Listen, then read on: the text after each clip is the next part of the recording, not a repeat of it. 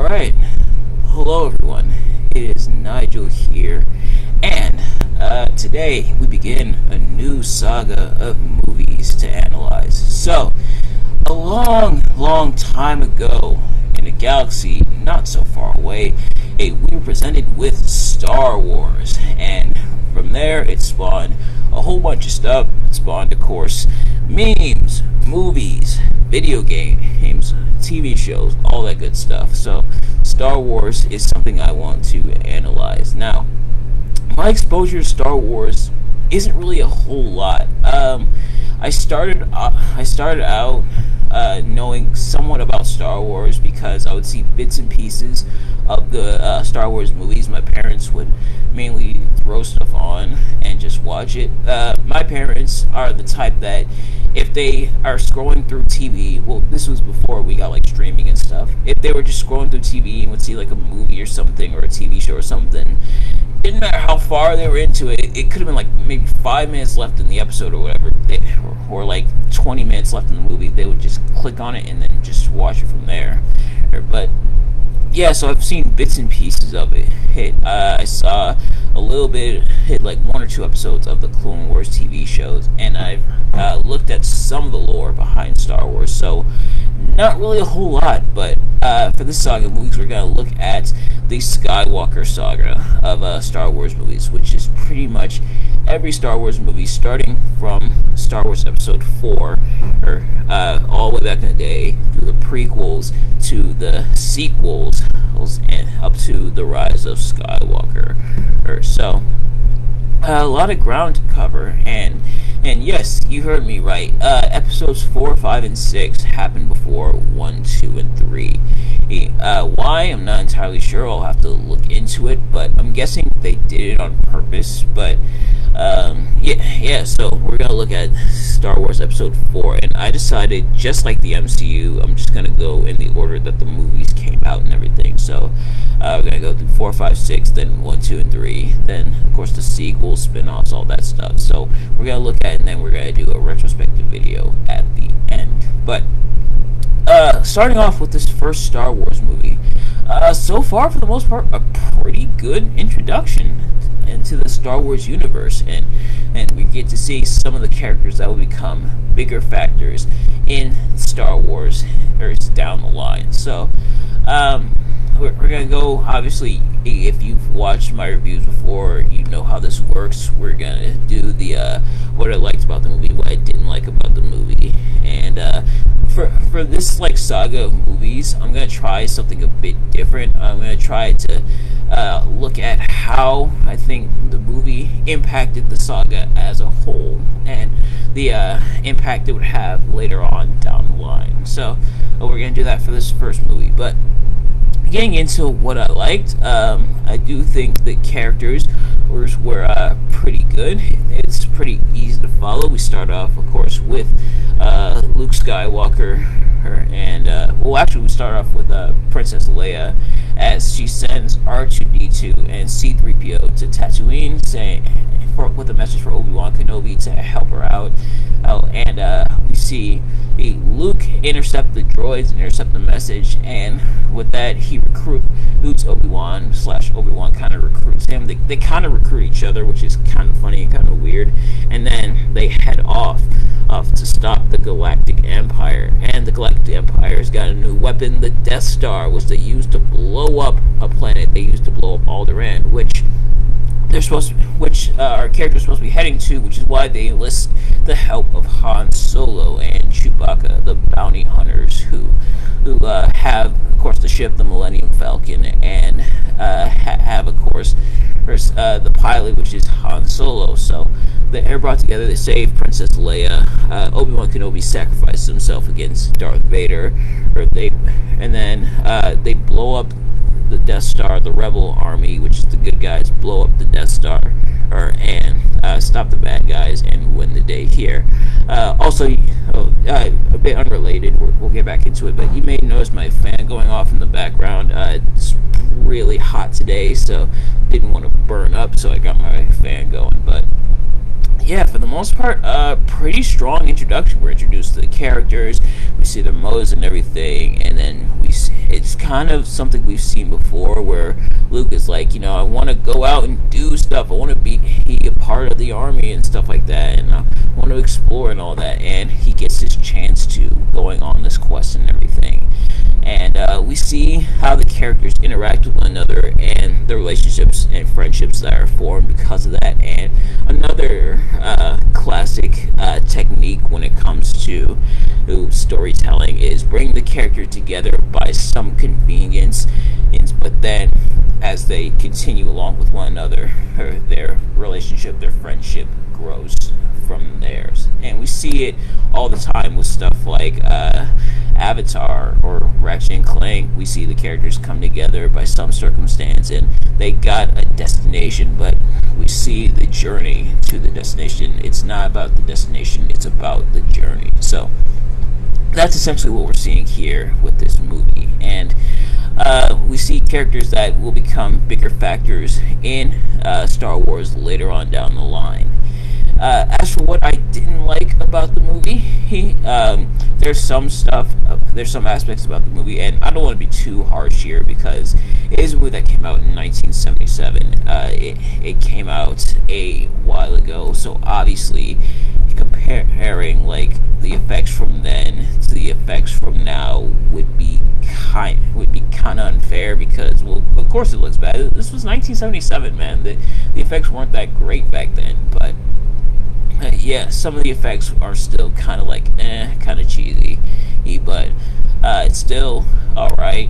Hey, and it's not too much to take me out of it. It's just kind of stuff that's like, okay, that looks kind of but yeah. And truth be told, there's a lot of our favorite childhood movies and TV shows that have effects like that, which have not aged well. It's just stuff we got put up with, unfortunately. And the other thing is that I feel like the pacing is kind of weird, where the stuff kind of feels rushed towards the end. We see throughout the movie how they progress, how the characters interact with one another, as I was saying, like the characters interacting with each other, and we see the journey. But then the climax, like right after they save Princess Leia and they're about to blow up the Death Star and everything.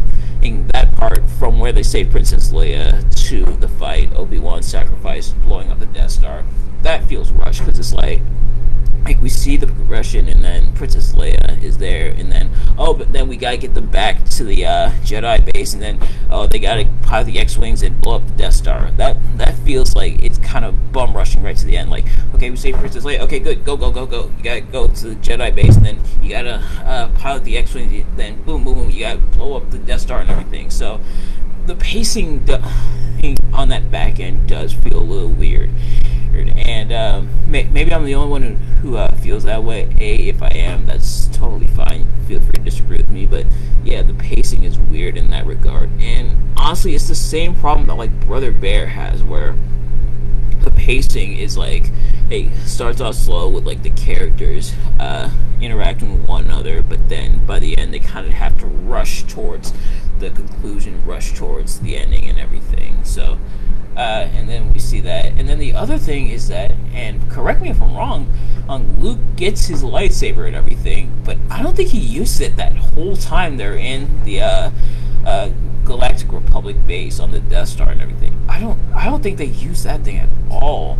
I don't think he used that at all. He mainly uses like the gun and everything that he gets from the stormtroopers, who, of course, the stormtroopers bad aim, all that stuff. But yeah, I don't think he uses the lightsaber once, which is kind of weird. Like, he gets this lightsaber, this powerful weapon that his father had, that Obi-Wan's giving to him, but then he doesn't really use it. It's like, what was the point of introducing it? Obviously, he's going to use it later on, and he's actually going to get a different one later on, but yeah, it's pretty weird. But be that as may, it's not enough to ruin it for me. I think it was still a pretty well done movie. In terms of where it fits in the overall saga, it's a nice beginning to it, and then we see them with the prequels going back to the beginning, and we see stuff where in like hindsight, knowing what you know about the characters later on from the prequels and later movies, there's stuff that you're like, oh, okay, so we see how they interact. There's obviously more there. For example, the relationship between Obi-Wan and Darth Vader, we see, oh, okay, so we see that, and then, oh, okay, so, oh, that makes sense for their relationship later on, which I'm not going to get into because we're not quite there yet, obviously. But, be that as may, thank you all so much for watching. In terms of what we're going to be doing for the rest of the week, tomorrow, between tomorrow and Friday, we're going to be reviewing Edge versus Mick Foley at Wrestlemania 22 in the No Holds Barred match. So that's going to be a fun match to not only watch but to review. We got System Shock Radio and Tales from the Labyrinth coming, and these are going to be the live weeks. So Tales from the Labyrinth is going to be live on Instagram at 11 p.m. over on the Nigelverse page. So if you haven't already, go follow that page. And then System Shock Radio is going to be live on Facebook at 1 on Sunday. So stay tuned for those. I'm going to be live tonight on Twitch for Spyro 2. We're continuing with that. Last night we beat half of Summer Force, and tonight we're going to beat the other half. Autumn Plains we're going to beat tomorrow. Tomorrow, because Autumn Plains is such a long level, tomorrow's stream, either I'm going to have to cut it in half, or if I start early enough, I can probably do the whole thing, but it's going to be a pretty long stream. So hopefully you guys are in it for the long haul. Thank you if you showed up last night for the stream, and hopefully you guys show up tonight and tomorrow for those streams. But in the meantime, thanks for watching. Please like, comment, subscribe, all that good stuff, and I will see you guys later. Peace. Alright. Hello everyone, it's Nigel here once again, and I've got another movie review for you guys. So, this one is going to be continuing our look into the Star Wars saga, the Star Wars Skywalker Saga, that is, and that's going to be Star Wars Episode 5, The Empire Strikes Back. I, as always, am not a professional movie reviewer or anything like that, just a man who enjoys a good time, and I definitely, for the most part, had a good time watching this movie. We, of course, continue from where we left off with Episode 4, and now we're starting to see how the Jedi are going to try to turn the tide against the Empire and everything. So, as far as what I liked and didn't like about the movie, because, you know, that's how we do things around here. Starting off with what I like, we see how the characters continue to evolve from how they were introduced in Episode 4. We see Luke starting to become more like a Jedi warrior and everything, starting to like trust the Force and everything a bit more, and he ends up training with Yoda, of course. And then we also see the relationship start to blossom between Leia and Han Solo. And, yeah, so it definitely feels like a continuation from there, and we start to see how the Sith are evolving and everything, or the Empire, I should say, are evolving and everything. And, we're introduced, like I said, to some new characters. We got Yoda, who trained not just Obi-Wan Kenobi, but also is training Luke here, as I mentioned. We've got Lando Calrissian, one of probably a lot of people's favorite characters in Star Wars lore. He's a smuggler and everything. He's a smuggler and everything, sort of like Han Solo, and they have a relationship. And of course, we learn more about that, not just later on down the line, but also by the time we get to the Solo Star Wars movie, which I will review when the time comes. And we're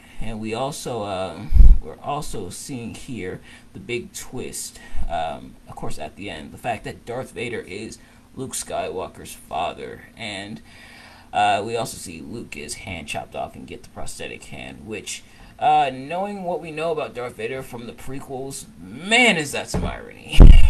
That is definitely some irony. Although, honestly, it's more so on purpose, obviously, because the prequels came after the original trilogy, so they did that on purpose. But, yeah, for the purpose of this movie, we see that here. And so, we see the characters start to evolve as the Jedi continue to battle against the Sith. And Luke ends up ditching Yoda for now, to save his friends who weren't in danger yet, but then it turns out it was a trap set for Luke, and Han Solo is encased in carbonite and taken to Jabba the Hutt, sold off to Jabba the Hutt, courtesy of the bounty hunter Boba Fett, which I was warned he didn't have a whole lot of lines in the series, and he doesn't. In fact, actually, I'm not going to get into it yet because we're not quite there yet for me to talk about that. But so yeah, we're seeing the evolution, and we're continuing to see it here. And as far as what I didn't really like about the movie, honestly, again, some of those effects are kind of even though it's forgivable. It was not the 70s and going into the 80s, so yeah, the effects weren't that great yet. But so there's that, and then I don't really like the fact that we don't get to see a whole lot of like the Sith. They're there for the battle, and then at the end, that's really about it. I would like to see a little more of them. Like for the first movie, it was pretty evenly matched. We saw a lot of the Jedi, we saw a lot of the Sith. So, to see that we're not seeing too much of the Sith here, although it makes sense because this is more about Luke training. That's like the main thing, is like Luke meeting Yoda and then training and everything. But maybe that's just me. Maybe that's just a complaint on my end. Is the fact that there's not really enough Sith. It could just be me, and it likely is just me who wants to see more. But still, for the most part, pretty good movie. As far as impact in the series, this one definitely has a lot. It introduces the twist that Darth Vader is Luke Skywalker's father, and therefore is Anakin Skywalker, and it's obviously something they'll revisit in the prequels and everything. And it's a nice segue into the prequels, where now in the prequels we see how Anakin Skywalker becomes Darth Vader, and it leaves some questions like, why did Obi-Wan or Yoda not tell Luke that Darth Vader was his father, aka Anakin Skywalker was his father, and yeah, and then what's the relationship between Han Solo and Lando Calrissian? So it leaves some questions, but it also makes for a pretty good adventure, all things considered. But that is gonna do it for this review. I know kind of a short one, but yeah, so that's about it for this one. So we're going to review episode 6 sometime next week. Sometime this upcoming week. What else are we doing this week? Of course, System Shock Radio and Tales from the Labyrinth, which the latest episodes of those have dropped, so if you haven't already, go check those out.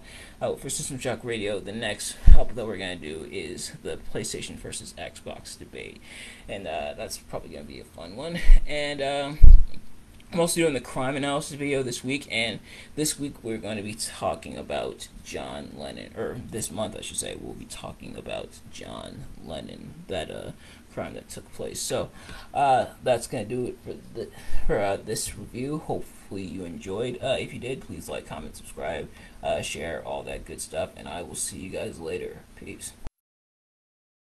Alright, hello everyone, it is Nigel here once again, and today I have got another movie review for you guys. So, we conclude at least the original Star Wars trilogy by talking about Star Wars Episode 6, Return of the Jedi. Now, as always, I am not a professional at all, not a professional movie reviewer, just a man who enjoys a good time. And for the most part, I did have a good time watching this movie. Of course, it wraps up, like I said, the original trilogy and everything that happened up to this point. A lot of stuff gets resolved. There's some questions that get answered, but then it leads to a few more questions which they seek to rectify in both the prequels and the sequels later on, as well as some of the spin-offs. But we're going to get into that and more, where we're going to be talking about what I liked, what I didn't like about the movie. And there was a few gray areas that I noticed in this movie, some stuff where I both liked and didn't like it, but we will get into all of that. So, starting with what I liked. So, like I said, I liked how everything got wrapped up.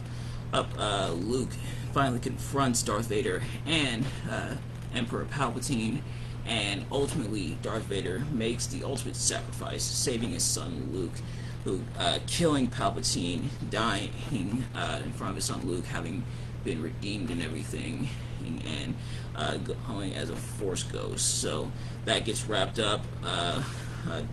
The relationship between Lando and Han Solo is repaired, and Han Solo is freed from the carbonite and everything that he was frozen in Episode 2. Jabba the Hutt is dead. The friends are all reunited. The Empire has fallen, and the Jedi are victorious. And just you get the feeling of triumph. We did it. We beat the Jedi. We not beat the Jedi. We beat the Empire. We beat the bad guys. Everybody's celebrating and everything. They're celebrating on several different planets and everything. So all around the galaxy, people are celebrating as the Empire has fallen, and it's a nice, neat little way to wrap that stuff up. We see Luke's maturation as he becomes a Jedi Knight. He even does a Jedi mind trick. He tries one on Jabba, but that one fails. But he did get one of Jabba's lackeys. So we see that. We see some more of like Darth Vader. It's revealed that not only is Luke Darth Vader's son, but Leia is Darth Vader's daughter as well. Meaning they are siblings. Meaning the kiss in Episode 4 and the longer kiss in Episode 5 are very, very, very awkward.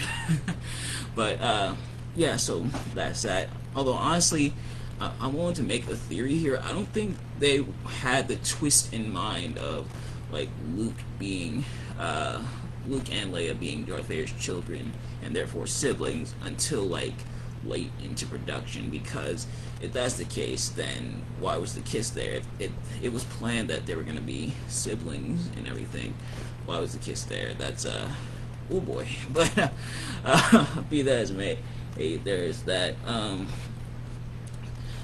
There's that, and like I said, the feeling of triumph and everything, and I get to learn some more of like the Star Wars lore that's been referenced heavily in other stuff like spoofs and parodies of Star Wars, and that's one of the things I really like about this movie is some stuff where it's a joke, and you don't get because you don't watch Star Wars, and then you watch the Star Wars movie, you're like, oh, that's what that means. One of the ones in particular is actually the Star 2 Epic Rap Battles of History, Adolf Hitler versus Darth Vader 3, where Hitler like goes off the cliff as he's being pushed into the Sarlacc pit and then jumps back up and grabs the mic. We now know where that's from. That's from Episode 6, where Luke saves his friends from Jabba the Hutt, arranges a rescue, and then gets his lightsaber, which was hidden in R2-D2. That was pretty cool, where he like went off the board, jumped up, grabbed the lightsaber. That I think was pretty darn cool. But yeah, there's that. In terms of what I didn't really like about the movie, and I'll kind of explore some of that more in like the gray areas as we get to that. But in terms of what I didn't really like about the movie, I feel like, and maybe this is just me, but it kind of feels like they were kind of stalling at first. Luke confronting Vader, him confronting Vader towards like the middle to the end of the movie did feel kind of rushed. They spent a lot of time. Well, it kind of makes sense. They did have to go to Endor first, and they did have to rescue the friends from Jabba the Hutt, but that felt like it took a little while, and then we finally get to Luke going after Vader. But the thing about Return of the Jedi was it was supposed to be this big moment where Luke finally confronts Vader like in an ultimate battle, even though they didn't face off in Episode 5. But it was supposed to be the epic battle and everything, and we do see them like gearing up and everything to battle each other. Of course, the rebels and the Empire, or we do see them getting ready to go against each other. They got a second Death Star and everything, and they got the base on Endor. But I don't know. I feel like maybe Luke confronting Vader should have been earlier on in the movie, but you know what? Maybe that's just me. Maybe it's just something I'm missing, and maybe I'm alone on that. In fact, I'd probably argue I am alone on that, perhaps. But other than that, in terms of the gray areas, the stuff I kind of liked and kind of didn't like, or some stuff I didn't really like, but I understand why they did it.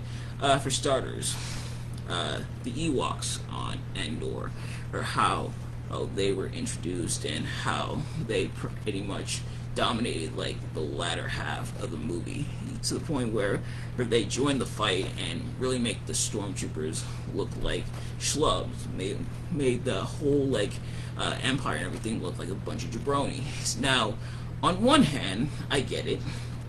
The Ewoks are there, they know the place, and obviously they're probably not too keen on these like this bad force, the Empire, are showing up on their land and using it for nefarious purposes and everything, and them joining the fight, I think, really helped for the most part for the rebel army and everything. But at the same time, as I mentioned, they kind of made the Empire look like kind of jabronis, kind of losers in a way. How they were getting taken down by these like little furry creatures. But yeah, so that. But again, maybe I'm alone on that. They were kind of cute though. I'll give them that. They were kind of cute though. But yeah, it just felt kind of weird. And then the other thing we gotta address. So in the original theatrical release, and then everything in every release of Star Wars before, I believe, like right after the original trilogy, the Force Ghost scene where Anakin and now is a Force Ghost after having been redeemed by Darth Vader being killed, sacrificing himself to save his son Luke and everything. In the originals, he was portrayed by actor Sebastian Shaw, but later on, after the prequel trilogies and everything, his Force Ghost is replaced and edited, and is now taking place by Hayden Christensen, who plays Anakin in the prequel trilogy and everything. So he ends up replacing Sebastian Shaw. Now, there's been conflicting things about this. I get it, but I don't really get it at the same time, because I think I get what they were trying to do with that by having that change in there. They're trying to say like Darth Vader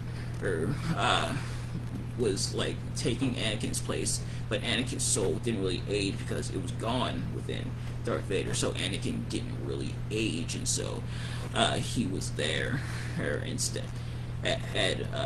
Darth Vader was there instead of Anakin. So with Darth Vader being killed, Anakin's now restored, and so he looks just like he did when he first turned to the dark side and everything.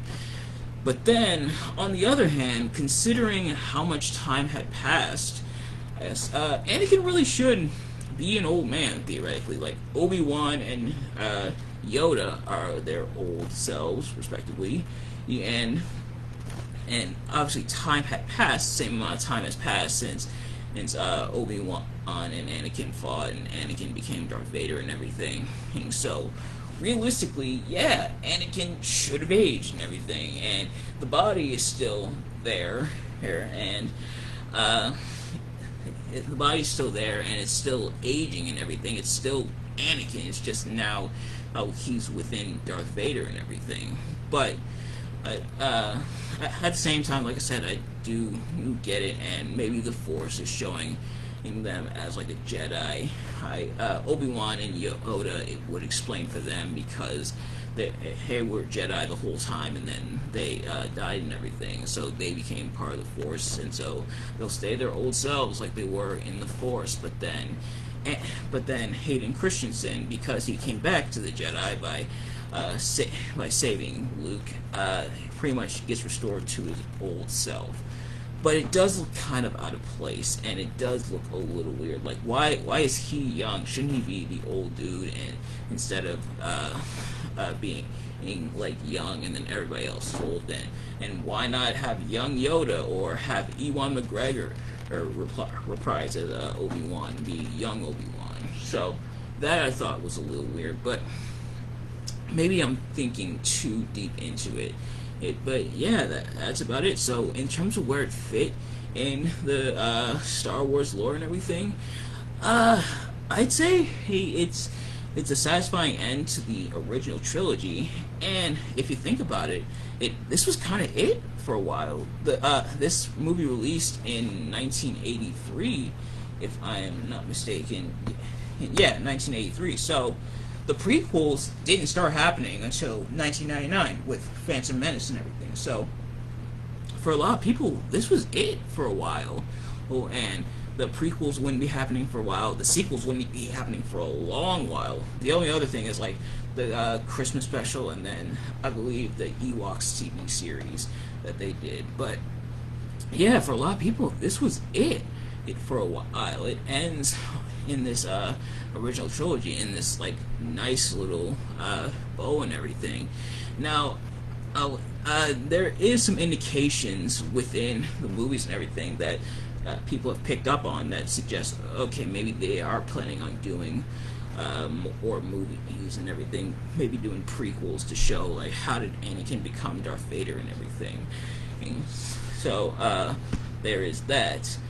But yeah, this was it for a while. So for a long time, there wasn't really anything in main Star Wars canon in terms of like movies and stuff for a long time. So when I watched this movie, and honestly the whole trilogy, I try to put myself in that mindset. And I try to imagine the gap between episode 5 and then episode 6, the big twist happening, and then episode 6 where things get revolved. And now I try to put myself in the shoes of episode 6 all the way until episode 1, how there wasn't really anything in terms of like major Star Wars canon. But yeah, so that is gonna do it. And obviously the next movies we're gonna talk about are the prequel trilogies, which have had some mixed reception, but I'm interested to see how it goes. But in terms of the original trilogy, I think it was a well done story, and honestly, if it ended here, no prequels, no sequels or anything, I think it would have been a pretty good story for the most part. It would have been a pretty nice way to wrap up this franchise and everything. But obviously, they had more plans going forward with Star Wars and everything, so they couldn't really lead it as such. But let me know what you guys think. Do you think they should have stopped it here, or do you like that there was prequels and sequels? Now, the sequels haven't been received as well as the prequels, but you know, reach your own judgment, and I'll definitely do that once I get to watching those movies. But yeah, that's going to do it for this review. Thank you all so much for watching. Remember, System Shock Radio and Tales from the Labyrinth are coming this weekend, and as I've mentioned before in my previous videos that I did this week, including John Cena vs. CM Punk at Money in the Bank 2011 and my John Lennon crime analysis video from yesterday. If you haven't already, go check those out. But as I mentioned, there's going to be a change to how I do System Shock Radio and Tales from the Labyrinth, and we'll cross that bridge when we come to it. For System Shock Radio, well, both episodes are going to be live. So tomorrow night we're going to be live at 11. I may push it back to 11:30 because tomorrow is Money in the Bank. And let me know if you guys want me to review that as well. And let me know if you guys want to see me react and review like current pay-per-views and everything. But yeah, so I may do Tales from Labyrinth at 11:30. For some reason, WWE's now doing pay-per-views on Saturdays. Sure, why not? But yeah, so that's that. And then System Shock Radio is going to be live on Sunday at about 1 or 1:30 p.m. I think I should do 1:30 p.m. because I'm already pushing Tales from the Labyrinth to 1:30. So 11:30, I should say. So yeah, 1:30 on Sunday for System Shock Radio, and for that we will be doing the PlayStation versus Xbox debate. So you guys will want to show up for that. And pretty much I'm going to be doing the pros and cons of both, and then evaluating them. But without further ado, thank you all so much for watching. Hope you enjoyed my review. Let me know what you thought in the comments below. Don't forget to like, comment, share, all that good stuff, and I will see you guys later. Peace. Hello everyone, it is Nigel here once again, and this is going to be another movie review. So, today we're going to be reviewing Star Wars Episode 1, The Phantom Menace. So, as always, I'm not a professional movie reviewer by any means, just a man who enjoys a good time, and I definitely had a good time with this review. So, last time we did Star Wars review, we finished off the original trilogy, but now we're going to the prequels. So, we're heading into a bit of controversial waters as reception to the prequels as well as the sequels was mixed. But I told myself I was going to look at the Star Wars movies, and that's exactly what I'm going to do. So we start off here with Episode 1, The Phantom Menace. So of course we're going to get into my pros and cons and everything. In terms of what I like that it sets up a lot of things. It answers some questions that we had about the original trilogy, how it's explained in later movies, how the movie is going back to a time before the setting of the original trilogy. So some questions are answered, but not all of them. So some questions have been satisfied.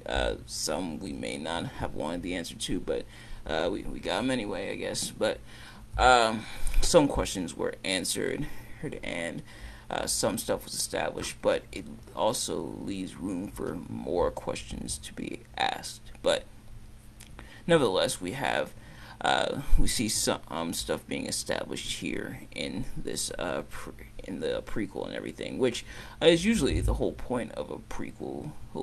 Anything is that it shows the events before the main thing. So. And that's exactly what we're getting here. So we see the fall of the First Republic, exactly why the Jedi face off against the Sith. We see the origins of the Sith Lord Palpatine. We see how Obi-Wan meets Anakin. We see that Obi-Wan had a master of his own, Qui-Gon Jinn. And we see how a lot of stuff gets established and why exactly Anakin became a Jedi in the first place, because he is strong with the Force. His midichlorian count was very, very high, and so because of that, they determined that he's the chosen one to bring balance to the Force, and so he's gonna be trained to become a Jedi Knight, but then become Darth Vader. But that, of course, is a story for another time. But in the meantime, this sets up a lot of things, and we see that the Jedi, in a lot of ways, aren't perfect. They are the heroes and everything, but we see that they aren't perfect. They didn't want to train Anakin. He's apparently too old, even though he's like 9. So what exactly is the age for training? If 9's too old, well, then what's the age of training? What, they start off since like birth, I guess. But yeah, nevertheless, Anakin's too old. So Qui-Gon Jinn plans to train Anakin, but that doesn't happen because he's killed by Darth Maul with the cool dual lightsaber. But instead, Obi-Wan then trains Anakin. So we see how that relationship starts to form, that Master Padawan relationship starts to form, that was touched upon in the original trilogy. Now we're going back to it, and we're seeing the origins of that. And then we also see some of the stuff, even from the bat, how Anakin defies tradition for the Jedi. The Jedi aren't supposed to have attachments, but almost immediately he becomes smitten with Queen Padme Amidala. So we see that and how it may lead to, and of course he's scared, not just because of the trials to come ahead, but because he had to leave his mother behind, as he was a slave. He was freed and everything because of the pod racing and everything. So he unfortunately had to leave his mother behind on Tatooine, so he has a lot of fear that he won't be able to see his mother again, and that's not the ways of the Jedi. So we see him challenging that, and it's pretty interesting to see how that's challenged, and those qualities, it may seem like, well, okay, maybe he's not the chosen one to bring balance to the Force, but he ends up doing it anyway through his death, as we saw last time in episode 6. So, if you haven't seen that review, I definitely recommend checking that out on my YouTube channel. In terms of what I didn't like about the movie, there were a few things. For starters, some of the CG animations, because CG was starting to become a thing. It was starting to become more and more prevalent, and it's been around, and it was around for a while. They had quite a bit of it in like the Tron movie from 1982, but now it's like sort of becoming the norm in Hollywood. Is like CGI and things like that. And so some of those effects do look pretty cool for the most part. For example, with Yoda, who before was like a had to be like puppeteered and everything in the original Star Wars. Now how animates moves, facial movements, all on his own and everything. And so some of that looks okay and fine for the most part, but then some of it does kind of look and it definitely shows its age. So this movie came out in 1999, and some of it definitely does show. The other thing is that the big one, on which actually I'll save that for a little bit. One of the other things is the theme of politics throughout. Now, it makes sense, of course. This is how the First Republic fell, and how the Sith and everything take over the Republic, and we see how they start to infiltrate the Republic and everything. We see changing of the tides within the Republic. We see how the Sith start to influence it, but it's definitely through political means, and it makes sense, but it is laid on thick. But that's not really enough to bother me, because it does make sense in the overall scheme of the story. But then the big one, Jar Jar Binks. I've been warned, and a lot of people have been warned for years from this movie, that he was going to be annoying, and sadly he definitely was. Now, he wasn't as annoying as I thought he would be, but he definitely was pretty annoying, and I know he's going to be there in episode 2. From what I remember, from what I've seen of episode 3, which was a while ago, so my memory of it is a little foggy. I don't remember him being there that much in episode 3, but I know he's going to be in episode 2, so I'll have to live with it for now. But yeah, so that's Star Wars Episode 1, and in terms of its overall impact in the story, a lot of the hardcore Star Wars fans, which I am kind of not, at least not yet, a lot of people have argued the importance of this movie and everything.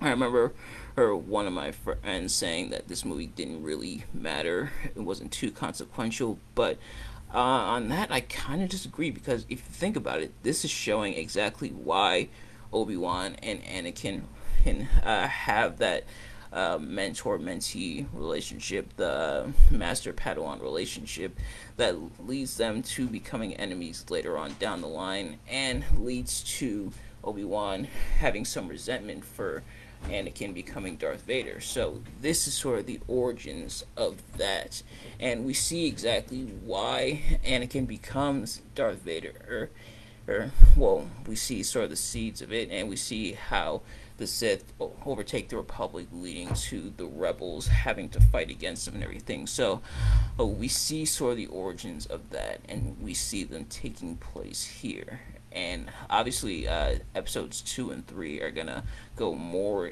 in depth into how exactly Anakin becomes Darth Vader, but for now it's a start.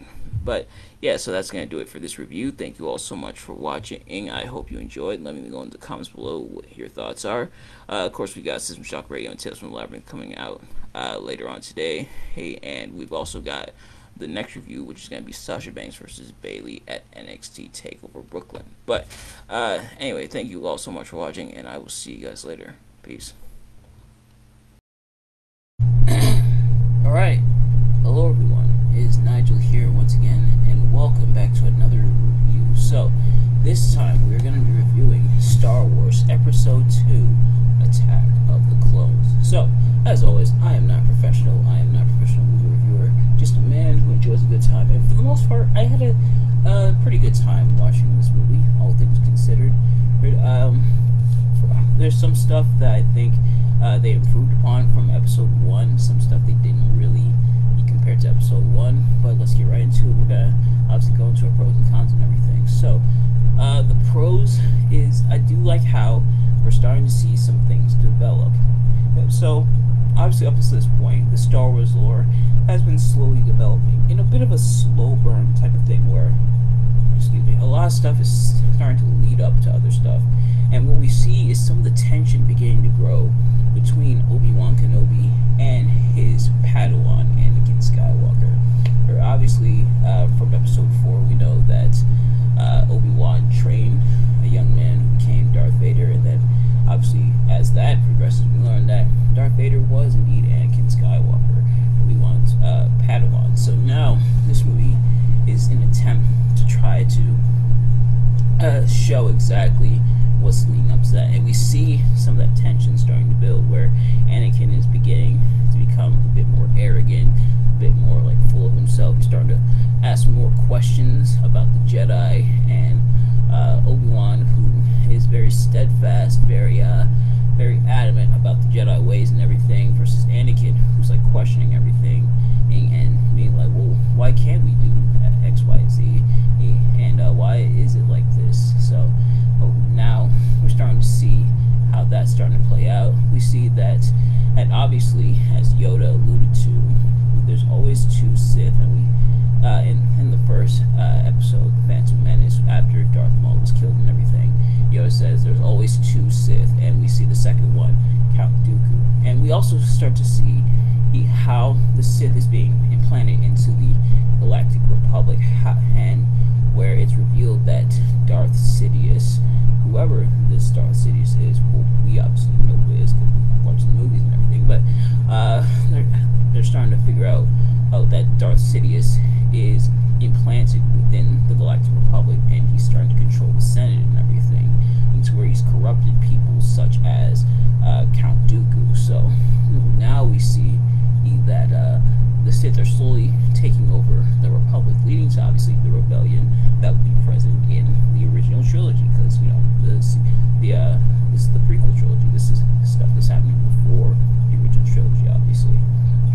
So we start to see those, and they're dropping hints as to who exactly Darth Sidious could be, but we obviously won't learn exactly who it is until the next movie, where a lot of stuff starts to wrap up.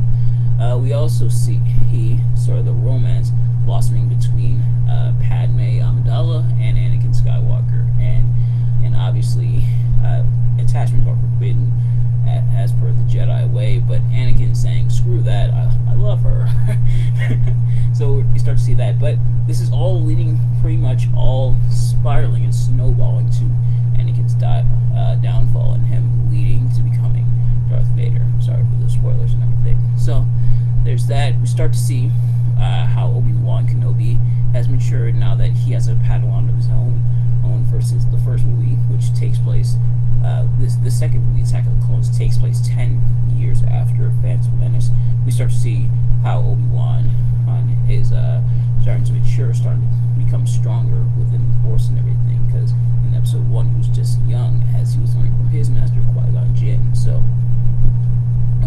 there's that, and a lot of stuff being planted. We see the clone army and everything, and so a lot of stuff unfolding, and it's stuff that they'll revisit later. For example, the Star Wars Clone Wars TV show, and apparently there was another Clone Wars TV show between the second movie, between episode 2, Attack of the Clones, and episode 3, Revenge of the Sith. So apparently there was a Clone Wars TV show, and we start to see sort of the gap.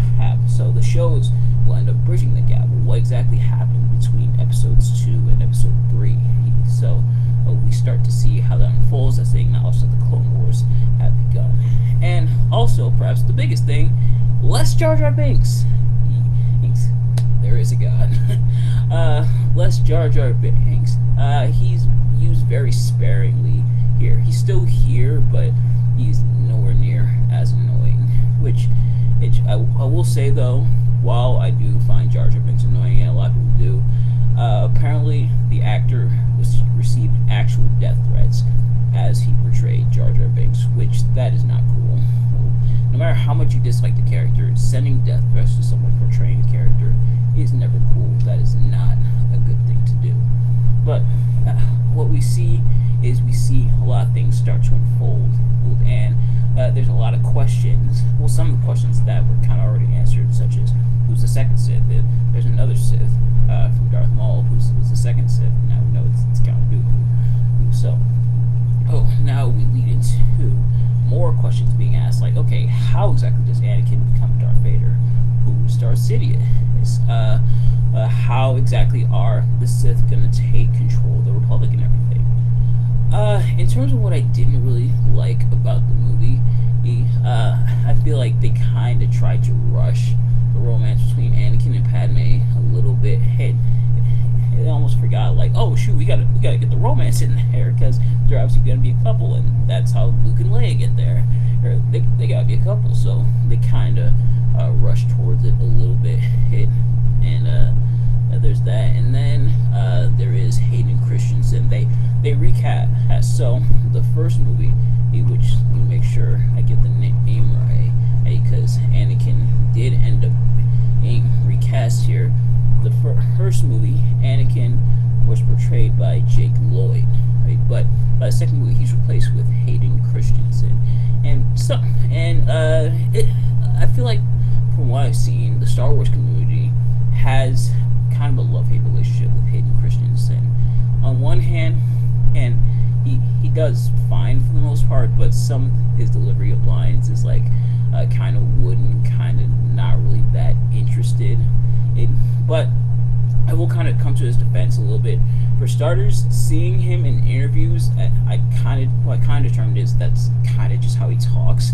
Obviously, with acting, you're supposed to put a little more emphasis into it, but for the most part, I think that's kind of how he talks. But also, it kind of makes sense because Anakin's sort of going along, almost like naive to it, where he's like this youth that's very heavily influenced by things, and he will be influenced eventually by the dark side and everything, and by Darth Sidious, as was revealed later on.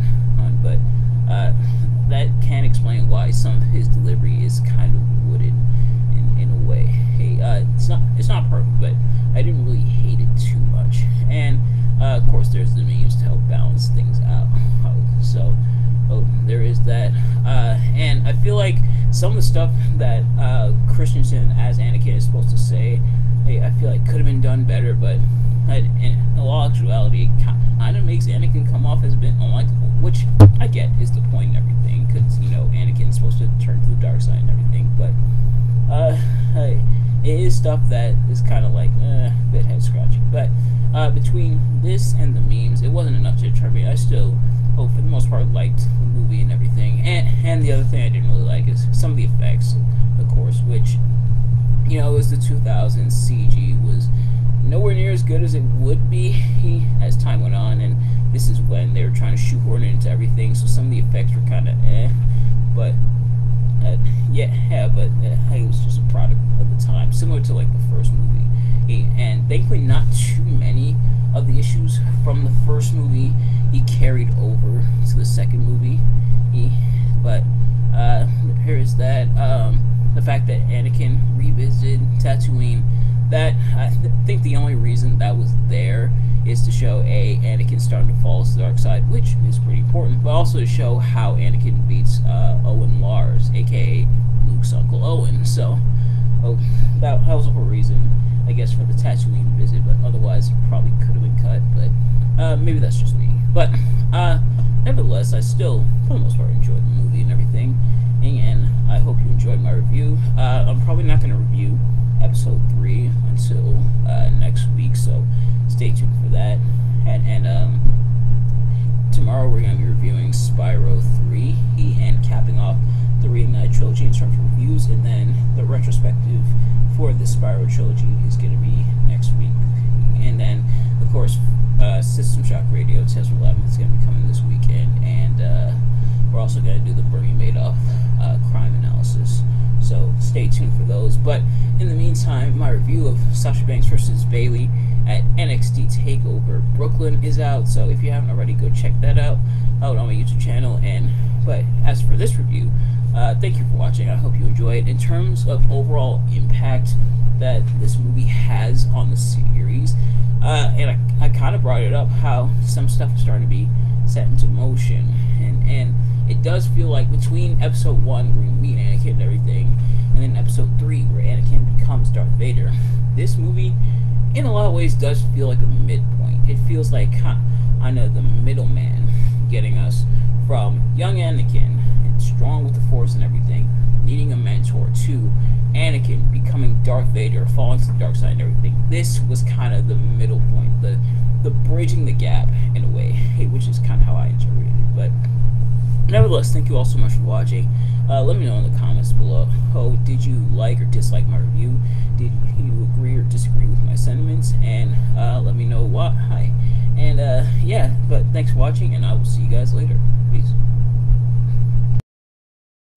Alright, hello everyone. It is Nigel here once again, and this is going to be another review. So, in this review, we cap off the Star Wars prequel trilogy with Star Wars Episode 3, Revenge of the Sith. So, as always, I am not professional. I am not a professional movie reviewer. I'm just a man who enjoys a good time, and for the most part, I definitely had a good time watching this movie. I even go as far as to make the argument that this might be the best out of the prequel trilogy. The prequel trilogy has had its ups and downs, its rough points, but it definitely finishes strong here with Star Wars Episode 3 to finish off the prequel trilogy. So, of course, if you enjoy this video, please do me a favor, like, comment, subscribe, share with all your friends and everything. And let's get into the pros and cons. So, in terms of what I liked about the movie, I liked how a lot of stuff is wrapped up. We see how Anakin becomes Darth Vader, and we see how Anakin's character changes and how it changes based off what's happening around him. So, because of the Jedi, definitely doing some shady stuff, but also the Sith slowly taking over the Republic and everything, and we start to see Anakin become more paranoid, more aggressive and everything. We start to see some of the arrogance take even more full stage and everything, and we start to see Anakin pretty much become unhinged until he becomes Darth Vader and becomes the apprentice to Chancellor Palpatine, aka Darth Sidious, who is revealed as the Sith Lord and everything. And now, I kind of messed up a little bit because I kind of thought in the back of my head, it's obvious that Chancellor Palpatine is the Sith Lord, because we knew that already. I kind of knew that from the stuff I did read about Star Wars before I saw the movies. But then I remembered, we weren't supposed to know this until Episode 3. We do see hints of it throughout the prequels and everything with some of his odd behavior, but they definitely dial it up here in order to reveal that Palpatine is the Sith Lord, and we see the reveal and everything, and it's kind of like a breadcrumbs approach to it, and we see how it leads up to the big reveal and everything, and then from there we see how Anakin does indeed become Darth Vader, does some despicable stuff. Obi-Wan ultimately has to fight him. Anakin accidentally kills his wife, Padme Amidala, in a fit of anger and everything, and so we see the dynamics and everything and how those play out. And it definitely feels like the payoff to everything we've seen here in the prequel trilogy, how we see a bit more divide, especially in Episode 2, between Anakin and Obi-Wan. Now it's dialed up even more here in Revenge of the Sith, and it all leads to Anakin becoming Darth Vader and everything. And the battles this time definitely feel a lot more climactic.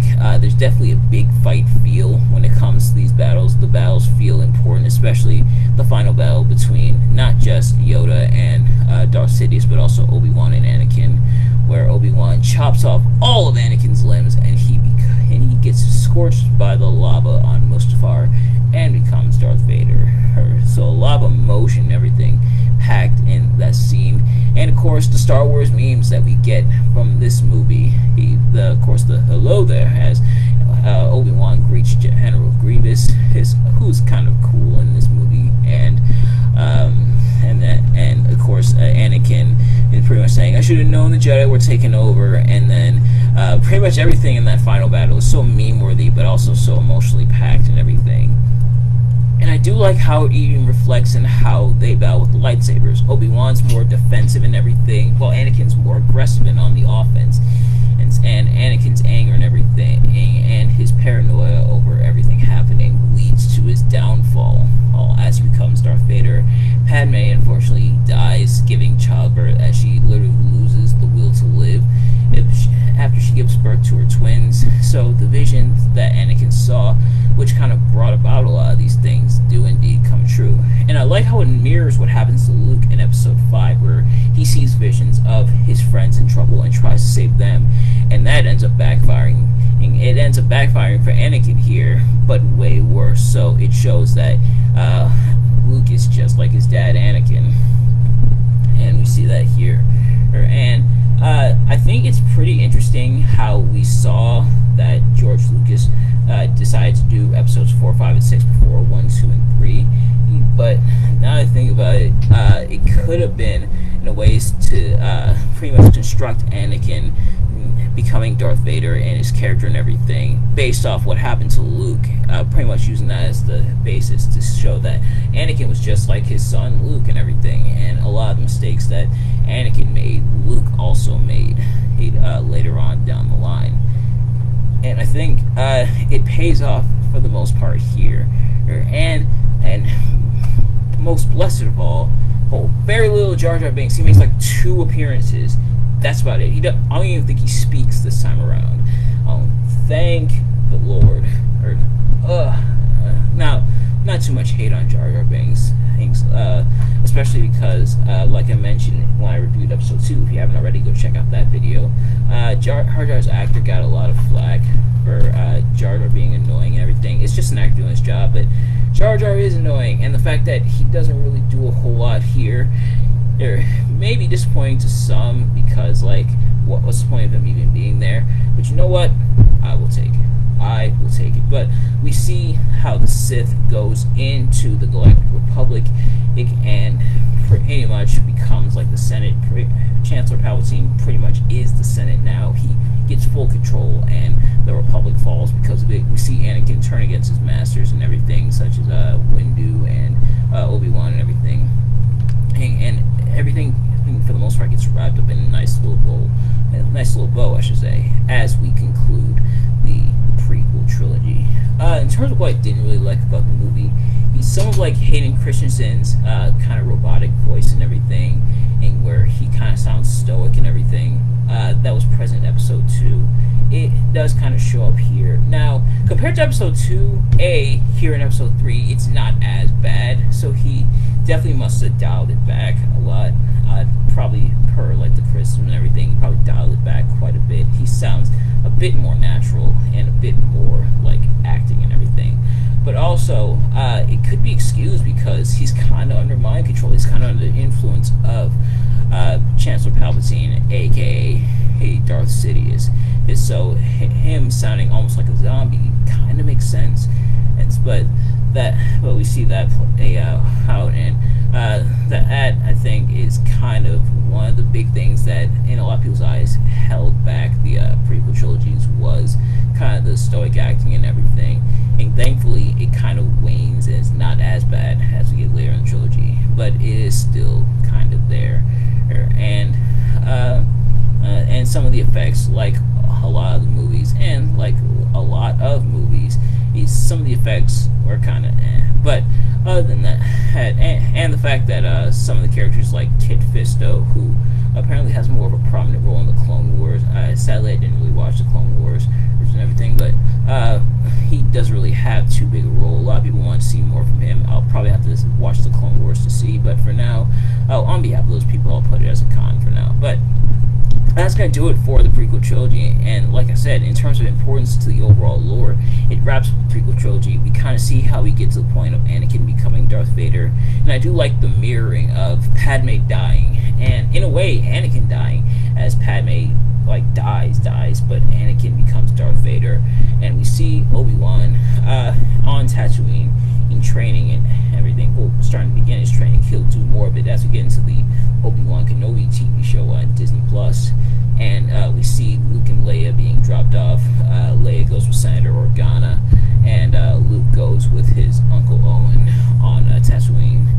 But other than that, that is it for the prequel trilogy. So next time we delve into the world of Star Wars, we are going into very, very controversial waters with the Star Wars sequel trilogy that started in 2015. But nevertheless, thank you all so much for watching. Let me know in the comments below what you thought and your thoughts on the Star Wars overall so far, whether you watched it and watched my reviews or not.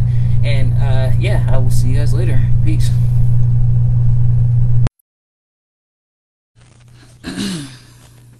Alright, hello citizens of the Nigelverse, it is Nigel here, and welcome to another review. So, this time we are reviewing Star Wars Episode 7, The Force Awakens. Now, as always, I am not a professional movie reviewer in the slightest, just a man who enjoys a good time, and I, for the most part, had a good time with this movie. The first time in a few weeks that we're reviewing a Star Wars movie. I decided to take a little hiatus after I reviewed Episode 3, Revenge of the Sith, but now we're back with Episode 7, The Force Awakens. And a lot of new stuff going on, some for good, some for bad, in the Star Wars world, but let's get into it. So, for those of you who watched videos like this before, or you kind of already know for the most part how this works, but for those of you who are new to this sort of thing, first of all, welcome, but also pretty much I'm going to be talking about what I liked, what I didn't really like about the movie, and in the case of the Star Wars Skywalker Saga, which we're talking about here, which is episodes 1 through 9, even though episodes 4, 5, and 6 came before 1, 2, and 3, but pretty much I'm going to be talking about the movie in question that I review, its overall impact on the franchise as a whole, and what impact did this movie have on the Star Wars franchise as a whole. Let's go in and find out. Starting with what I liked for the most part about the movie is the fact that they're keeping the story going. This is the first time since Episode 3 back in 2005 that we had a live-action canon Star Wars movie, and keeping the narrative going as we get some new characters, some new environments, and we see some old characters returning, kind of as like fan service. We see like C-3PO and R2-D2. We see Han Solo and Chewbacca. We see Princess Leia, aka General Organa, and I may interchange between the two as we do this review and everything. And then at the end, we get Luke Skywalker, right? And like I said, the old, but we also get some new characters.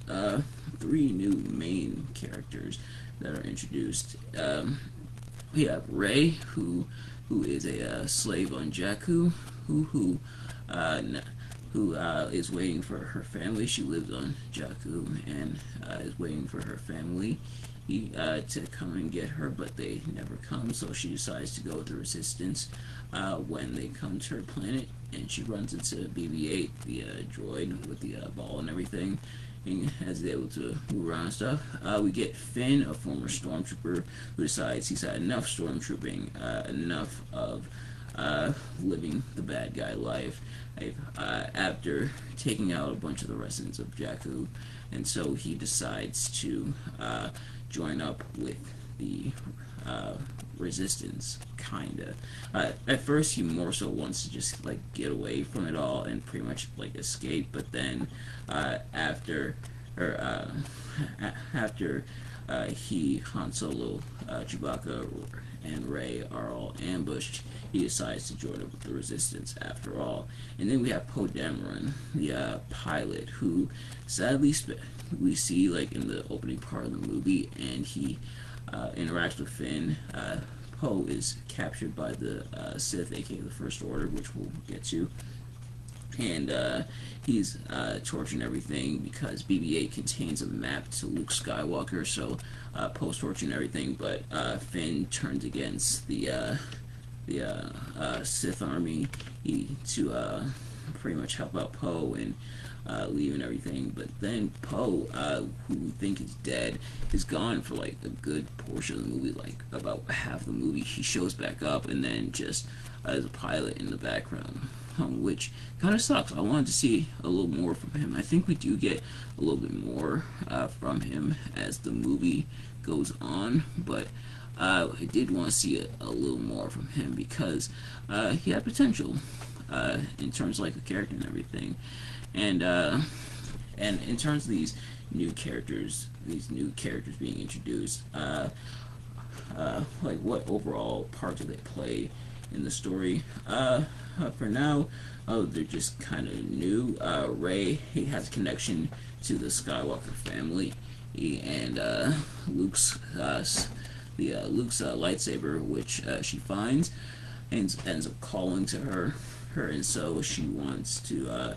She doesn't want it at first, but then when she sees that her friend Finn is in trouble, well, she takes up the Skywalker. She takes off the lightsaber, I should say, and uses it to save Finn against the new villain, which we'll get to. But yeah, kind of interesting, these new characters being introduced. Not a whole lot of meat on the bones, sadly, when it comes to them, but hopefully they'll be explored in later movies. In terms of the bad guys this time around, now we have the First Order. So before it was the Galactic Empire, the evil Galactic Empire in the originals, and then it was the Sith taking over the Republic in the prequels. But now we have the First Order, which is supposed to be like this movie's version of the Sith, and they are led by Emperor Snoke, who tempted Kylo Ren, aka Ben Solo, that's Han Solo, and Princess Leia's son, and tempted over to the dark side to become the evil Kylo Ren, pretty much wanting to take after his grandfather Darth Vader, which someone should probably tell him that Darth Vader went back to the side of light, but you do you, Kylo. But yeah, so and of course with a lot of Sith around this time, starting with the prequels, Kylo has the cool new lightsaber with the main part and then the two little edge parts at the end. But in terms of what I didn't really like about the movie, for starters, I do wish we got to see a little more of the First Order, like how they came to be and everything, and hopefully we'll get to see them explored a bit more as we go on. And I feel like the characters could have been fleshed out a little more, and I feel like the fan service was kind of just that, fan service to remind people, hey, this is a Star Wars movie. But the movie has the gall to kill off Han Solo in this movie. Kylo stabs him with the lightsaber, which that is a gutsy move, kicking off this new era of Star Wars by killing off one of the most iconic Star Wars characters in Han Solo. Pretty gutsy move, and I get it, they want to establish that Kylo like wants nothing to do with his family, and has definitely turned over to the dark side, right? So he kills his father. But I feel like with that you kind of risk alienating some of that older fan base when it comes to the characters, because Han Solo is like an established character, and he's someone who is so beloved at this point. It's not like Obi-Wan, where he dies in like the first ever Star Wars movie, and then we learn more about him in the prequels and everything. And that, I think, is different because Obi-Wan was already established as a character. Obi-Wan, aka Ben Kenobi, is already a character in Star Wars canon who dies in like Episode 4, but it's really the first Star Wars movie ever made. but then we learn more about him in the prequels. Now, if it was reverse order, where it was 1, 2, and 3, and then 4, 5, and 6, the same thing might happen with a new era starting, but it starts with Obi-Wan being killed off. And I feel like that's kind of what we get with Han here. Now, sometimes some main characters do have to be killed off in order for the narrative to work, but definitely gutsy. He definitely gutsy and a bit risky to do that here. But speaking of Han Solo, well, why weren't him and Leia allowed to remain as a couple in the movies? Why did they have to be split up? I think my theory is that it explains why Kylo Ren fell to the dark side, but I mean, Anakin had Jedi around him and he fell to the dark side, although we find out that the Republic was being corrupted and that the Jedi were kind of stubborn and kind of had their own problems. But Han and Leia could have been still a couple, could have remained a couple, and Kylo still fall to the dark side and everything. And so why did Han and Leia have to be split up? Of course, Leia stayed with the Resistance and everything, and Han went back to being a smuggler, bounty hunter, and everything, alongside Chewbacca. So it almost feels like that whole romance was kind of undone, which does alienate. There's that phrase again, alienating that like older fan base who remembers Han and Leia being together and remembers how Han grew as a character, where he was just like a simple bounty hunter smuggler. Now he's a bit more responsible while working with the Rebel Army and everything alongside Leia, but now he pretty much went back to that. And why did he have to revert? Why not just have him stay with the Resistance, have him stay with Leia? And like I said, you could still have Kylo fall to the dark side and everything. It still could have been possible. They could have explained it a different way. Him still being tempted away by Emperor Snoke and everything, over to the dark side. But having that be undone, I think, kind of soured me a little bit. And ultimately was kind of weird. Like, why would you undo that goodwill that you established by having Leia and Han get together in the older trilogy, and then in this new one now they're split up again? It really made no sense. And I feel like the lack of like depth when it came to the First Order, the fact that they're just kind of there without really being explored, or does leave some questions unanswered, and not really in a good way. As to how did Kylo get tempted over, and how did it lead to the breakup of Han and Leia? It's kind of alluded to, but not really elaborated upon. But here's hoping that they elaborate on it a little more as we continue in the sequel trilogy. I'm still gonna hold out optimism. I'm still gonna try to give the sequels a chance, because ultimately, yeah, I feel like I should at least check it out for myself. Oh, even with some negative reception from others, a lot more like the hardcore Star Wars fans. I think like kind of casual fans may not care as much about some of these changes, but it's a lot of hardcore fans, they didn't really like it. And seeing the older movies, the sequel, not the sequel, the original trilogy, and then the prequel trilogy, I kind of understand some of those frustrations, but I'm still going to give it a chance. We're still going to check out the rest of them, and we already started. We might as well finish off.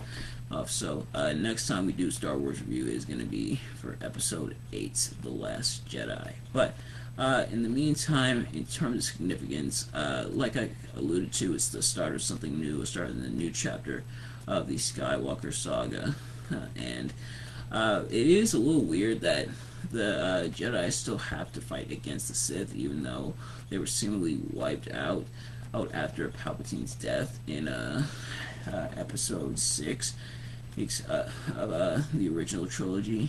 But I feel like that would have been explained a lot better if we got kind of more backstory as to how the First Order came to be. But like I said, here's to hoping that the later movies will elaborate. But nevertheless, thank you all so much for watching. I hope you enjoyed my review. If you did, please like, comment, subscribe, share with your friends, turn on post notifications so you know every time I upload a video, so you can check it out as soon as it drops. And I will see you guys later. Peace.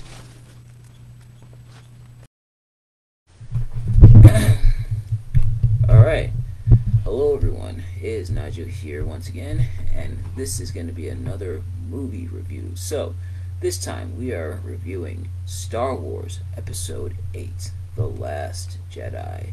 Hey, so, as always, I'm not a professional movie reviewer, just a man who enjoys a good time. And I had an okay time with this movie.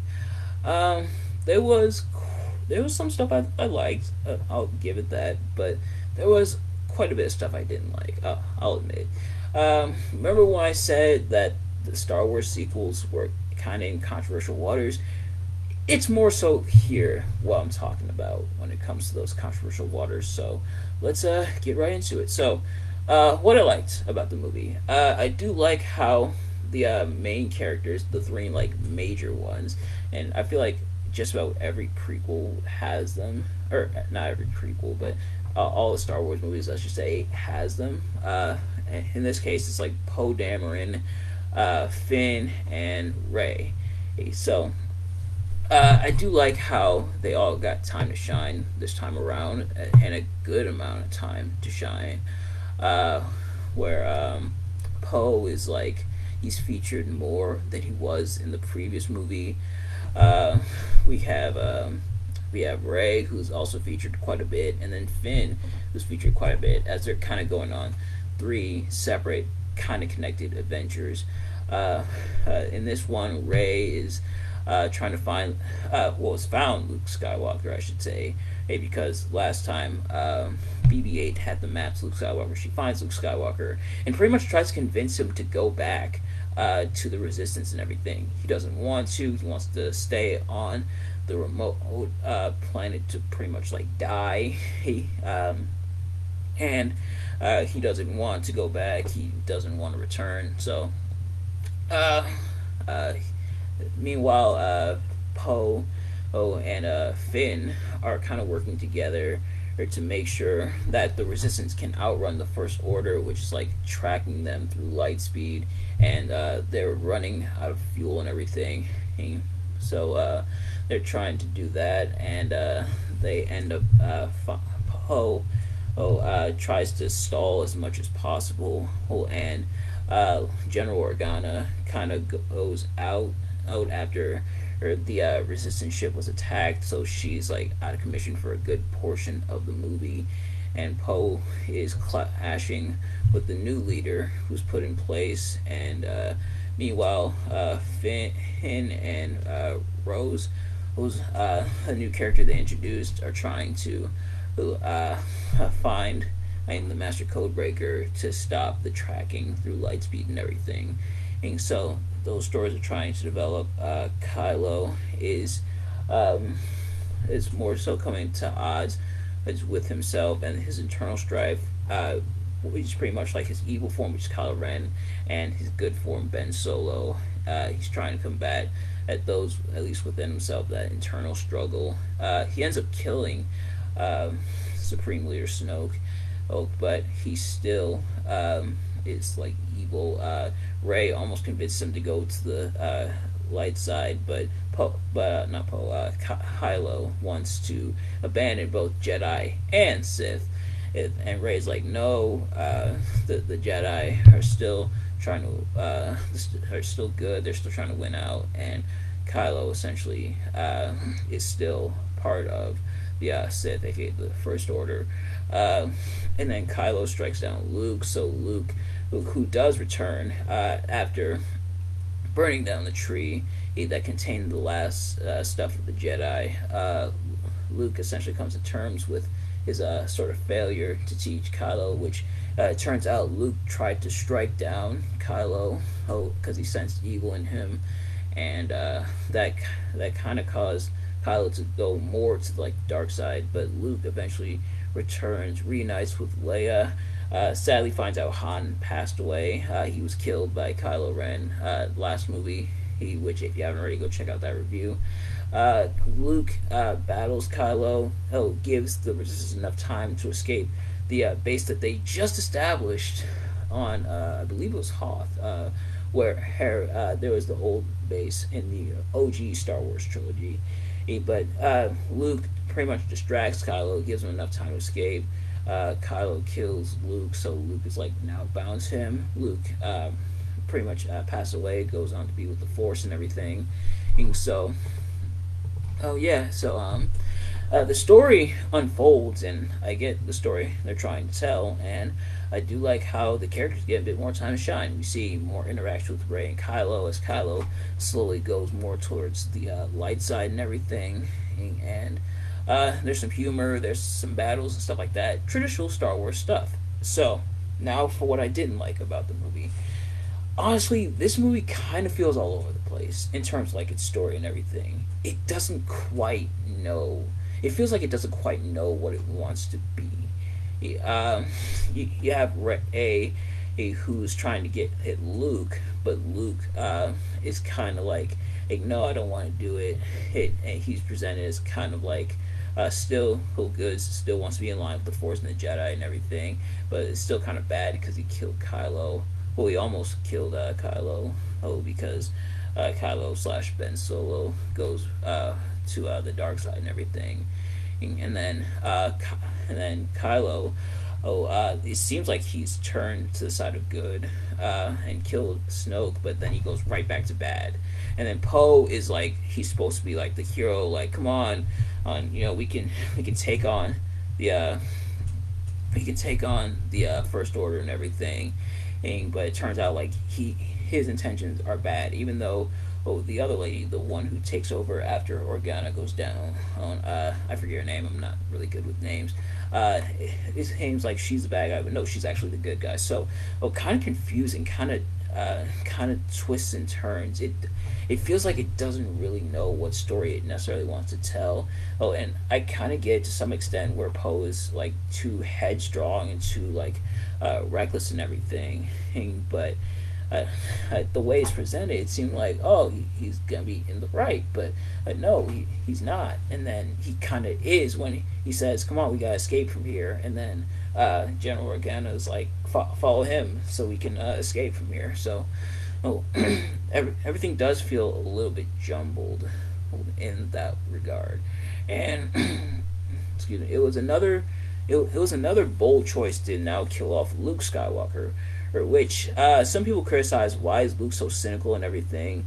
And I think it plays into the story where Luke is like doubting himself, doesn't believe he's like worthy of being a Jedi or anything, isn't worthy of the good side and stuff like that, because Kylo Ren turned, made interchange between Kylo Ren and Ben Solo, pretty much because Ben is almost essentially dead, and now Kylo's like in his place. But as we'll see in the next movie, that's kind of undone as well. But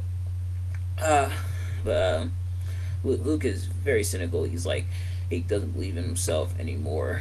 Thankfully, he comes back, but it was another bold choice to kill him off as well. Because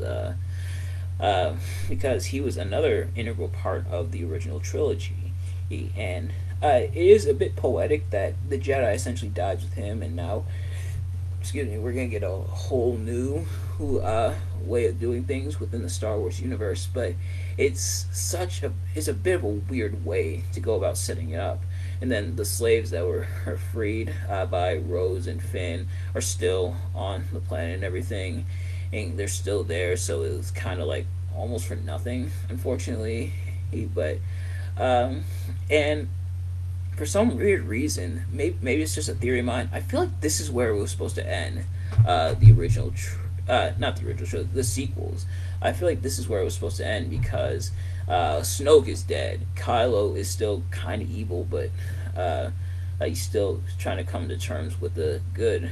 The Resistance are able to escape, and then at the end, it ends with one of the slave kids looking towards the stars and seeing like the ships flying off. So maybe he's gonna be a new Jedi in the future. But no, we get one more movie, The Rise of Skywalker, after this. But it does kind of feel like this was possibly supposed to be the end. Now, that's just speculation on my part. I could be totally wrong. In fact, I probably am. But it kind of does feel like it's supposed to end. And it would kind of be symbolic because the original Jedi ends with Luke, who dies at the end of this movie, or pretty much becomes like a Force ghost. And I do like the parallels between how he dies and how Obi-Wan dies. But man, the movie was a bit too confusing when it comes to that. Like I said, it didn't really know the direction it wanted to go. It didn't know who they wanted to portray as like an outright good guy or an outright bad guy. It didn't quite know what story it wanted to tell. Did it want to be like did it want to be similar to like Thor Ragnarok, where like the resistance isn't defined by just like a base or a ship, it's within ourselves and everything. And so it's all a little bit jumbled and a little confusing, but I still had an okay time with it. But that's going to do it for my review. We have one more Star Wars movie to look at, and that is going to be, like I said, The Rise of Skywalker. So that hopefully I'll be able to do next week, so I can end the month off and end off the Star Wars Skywalker Saga.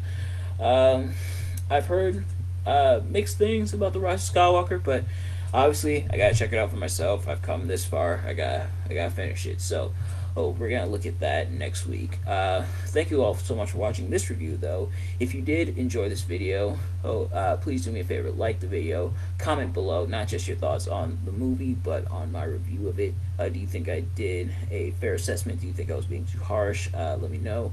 Do you think I was not being harsh enough? Let me know. But let me know in the comments below your thoughts. Subscribe if you haven't already.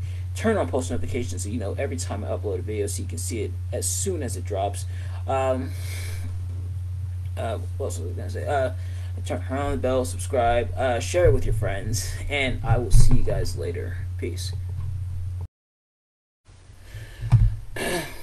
Alright, hello citizens of the Nigelverse. It is Nigel here, and today we are reviewing the last movie in the Star Wars Skywalker Saga. We have finally reached the end of the Skywalker Saga as we review Star Wars Episode 9, The Rise of Skywalker. So, first things first, as always, I am not professional movie reviewer at all, not professional movie analyst or anything like that, just a man who enjoys a good time. And I'll be honest, I had a surprisingly good time with this movie for the most part. Judging by what everyone said about it, which this is my first time seeing this movie, of course, but judging by not only what everyone was saying about it, but also the critic score, and also one of the things that I thought was kind of weird that they did in the movie, just looking at kind of the premise of it and everything, I thought I would hate this movie a lot more. I thought, surely this can't be worse than surely this has to be worse than episode 8, but it wasn't. Honestly, this might have been, would I call this the best in the sequel trilogy? That's very debatable. Well, I don't know if I would call it the best, but yeah, I actually ended up kind of liking this movie for the most part. I feel like I feel like I can kind of get some of the reasons why some people probably didn't like this movie, but me personally, I had a pretty decent time with it. So without further ado, let's get into it. So for those of you who've seen my reviews before, you kind of already know how this works. For those of you who haven't, pretty much I'm going to be talking about what I liked about the movie, what I didn't like about the movie, and maybe this is why I enjoy the movie, but I am not a hard man to please. Just give me a good time, even if it's a bad time, because sometimes a bad time or like a bad movie can turn into a good time because you're just sitting there or laughing the entire time. But this movie definitely wasn't one of those movies. Do I think it's the best Star Wars movie ever? Definitely not. But it was better than I thought it would be. So, getting into what I liked, we finally see the culmination of a lot of what they were building up throughout the sequels. Rey and Kylo Ren's relationship, which I forgot to mention last movie, something it introduced, and it's more potent here, is that apparently Rey and Kylo Ren, aka Ben Solo, I'm probably gonna interchange between the two. They're able to communicate and pretty much like be with each other, or throughout using the Force and everything. Of course, the Force is very mysterious and everything like that, so they're able to teleport or to where each other are, see where each other are, and they're able to actually grab stuff from where the other person is. And it was pulled off kind of weird in the previous movie. And I think they were able to explore it a little bit more in this movie. We see Poe and Finn become co-generals after General Organa passes. After I believe it was implied that Rey accidentally killed her when she stabbed Kylo Ren as they were battling. We see Lando return. We see the First Order finally fall. We see the death of the Sith, definitively. Ben Solo's redemption. We see Rey pretty much rise up to the occasion and defend the Jedi and everything. We see her get Leia's lightsaber, which forgive it might have been a blur from like the OG trilogy, but Leia had a lightsaber, or I don't remember her having one. She probably did, and I probably just forgot. But yeah, so Leia had a lightsaber, and Rey brought both of them to the battle against the main villain of this movie, which we'll get to, because it's one of the reasons why I thought I wouldn't like this movie, but. She brought both lightsabers, and she actually ended up giving one to Kylo for him to fight off the First Order, or as it would be turned into, the Final Order. We see the fall of the First Order and the Final Order. We see that the Resistance finally gets some help from some friends, and a couple of them return from like the original Star Wars trilogy. And we see Rey get some help from the Jedi and everything, and at the end everybody celebrates. Rey buries both the lightsabers of both Luke and Leia, pretty much starting anew in terms of Star Wars as the Skywalker Saga wraps up. In my opinion, perfect way to end off the saga, with burying the old in the sand and starting anew. Now, one reason why I say it, I can get why people didn't like this movie. I feel like having the bold choice to bury the lightsabers of both Luke and Leia, kind of could be seen as like turning off the old fans. Like, oh, you remember the lightsabers that belong to these old characters? Oh, now they're not being used anymore. Now we're going in a different direction. Screw you guys. And I don't think that was their intentions in the movie. When Rey buried the lightsabers, I think it was more so like Luke and Leia, and honestly the Skywalker name, which included Anakin and Padme, all came to a close after the fall of the Sith, the ultimate definitive fall of the Sith, and the First Order and everything. So I think it's definitively saying this is done.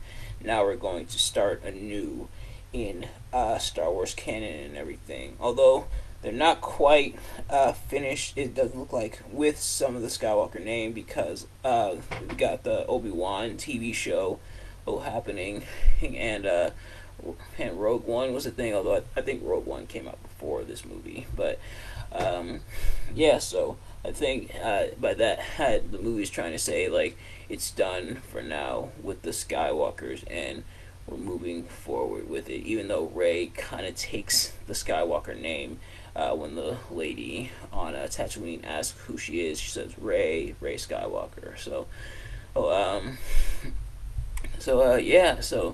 I get what they were trying to do, but I can see that it may turn off some fans, and because and you gotta be careful, I think, with stuff like that in the message it's trying to send, because that can be misconstrued. For example, an example I give. So, down in NXT, Braun Breaker, one of the things he does is there's a bit, he has like a foam X logo for like NXT and everything, and he kicks it. And right after NXT 2.0 began, he kicked like the gold X, and some people found it offensive, like oh, they're ditching the black and gold, oh, they're disrespecting the black and gold, which I don't think was his intention, and then he did it at later shows, so it's just something he does. But that type of stuff can send the wrong message, or maybe not even send the wrong message, but be interpreted the wrong way. So interpretation is something that you gotta be careful of, mainly because as oftentimes it is the fans of Star Wars that you do want to keep in mind. You want new fans, obviously, to be part of the Star Wars fandom and watch the movies and everything, but you also gotta keep the older fans in mind. And like I said, I don't think they meant to try to turn off the older fans, but that's kind of what it kind of could be interpreted that way. I kind of figured that's likely what they meant, and because I try to see like both sides of the paradigm, so I can kind of see what they meant. But like I said, things wrapped up nicely. General Organa passes and pretty much goes on to be with Ben Solo. And Ben has a heart-to-heart with his father Han. Pretty much like Kylo's dead and everything. My son is alive. So that redemption. So things wrap up for the most part here in here with episode 9, and one of the young girls was that helped out the Resistance, and as they were finding the villain, which we'll get to, is now going to be hanging out with Lando as they find her origins, because she's a former stormtrooper as well. Oh, as for one of the things I didn't like, or some of the things I didn't like, I should say, it's finally time to talk about the elephant in the room. They brought back the man I've been alluding to up until this point for this review, Emperor Palpatine. The reason, now I thought I would hate this a lot more, because as at first glance it would seem as though with Emperor Palpatine still being alive, somehow surviving being thrown down the shaft by Vader, it almost at first seemed like it was pretty much undoing Darth Vader's sacrifice. Now, because Palpatine's still alive, it kind of seems like Vader's sacrifice was all for nothing, essentially. But if you think about it, Vader still redeemed himself by killing, or at least he thought he killed, the Sith Lord, and returned to the side of good and died pretty much in the good graces of the Jedi, which is why he went on to be with the Force and everything. But them bringing back Palpatine, I think, was a bit out of left field, and it was like, hey, what was the point then of that whole sacrifice? Which I kind of just explained, but like, what was the point of that sacrifice then? And Palpatine's alive, so essentially, what, it was all for nothing? And he had to be brought back as like the main villain, but also, if you think about it, a lot of the Sith ties back to him, because he killed his master, Darth Plagueis the Wise. And yes, Palpatine, we've heard the tale of Darth Plagueis the Wise, but he killed his master and everything, so now he's like the main man in control of the Sith, and it's revealed in the movie that he's been pulling the strings and everything for the Sith, and so for the Sith to truly die, it would have to die with him. So I get what they tried to do here, but I feel like it came across this kind of weird way. But it was an interesting twist for Rey to be a Palpatine, but her having Palpatine blood in her now adds a new layer of internal conflict with her, and she realized that killing Palpatine will just make Palpatine go with her, because if they're struck down in anger, they'll be with them, which is how Obi-Wan ended up with Vader, and how Luke ended up with Ben, aka Kylo Ren. So Um, so Rey didn't necessarily want to kill Palpatine, but Rey still had it in her and tried to fight off the dark influences, and that took up a good part of the movie. And I get that. I get the whole internal struggle and everything, um, and I get that she's fighting off that darkness within her, but it almost kind of betrays her character a little bit. Her being more aggressive and everything, and I can kind of see what they're going for. Her possibly turning to the dark side by trying to avoid the dark side, which is kind of what happened to Anakin. But it does come across as a little bit weird. I also don't like how they did Poe in this movie.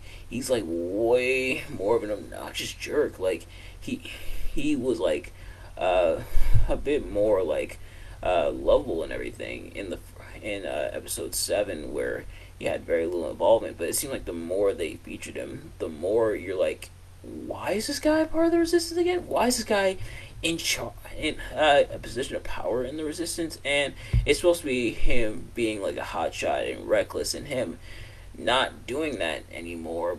But at the same time, it's kind of like, man, I really can't stand you sometimes. I don't know if any of this is making sense to you guys, or if I'm just rambling here. Or, let me know if it is. But so I think I'll leave it at that for this review. Like I said, I liked this movie more than I thought I would.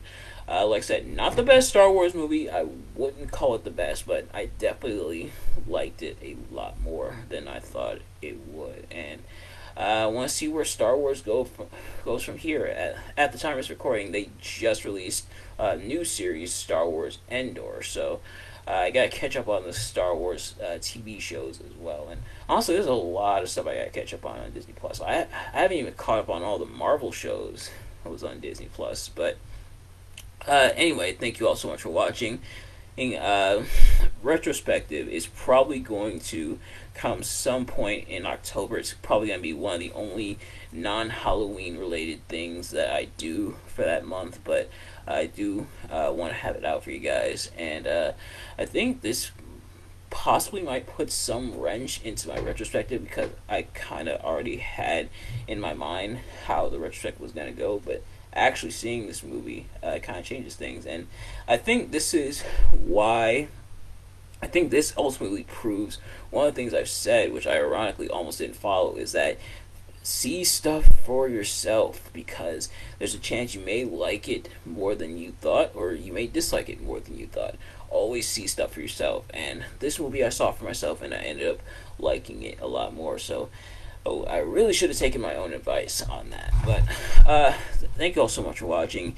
I hope you enjoyed this video. If you did, please do me a favor, like the video, comment below, not just on my review, but if you've seen Star Wars Episode 9, what's your thoughts on it? And as we wrap up the Skywalker Saga, retrospective is coming at some point in the month. Subscribe if you haven't already, and follow my other social media links. We have a Facebook, an Instagram, and a Twitter. If you haven't already, go follow those. I have a link tree in the description. If I don't, then I will add it. Turn on bell notifications so you're notified every time I upload a video, so you can see it as soon as it drops. And share it with your friends, and I will see you guys later. Peace.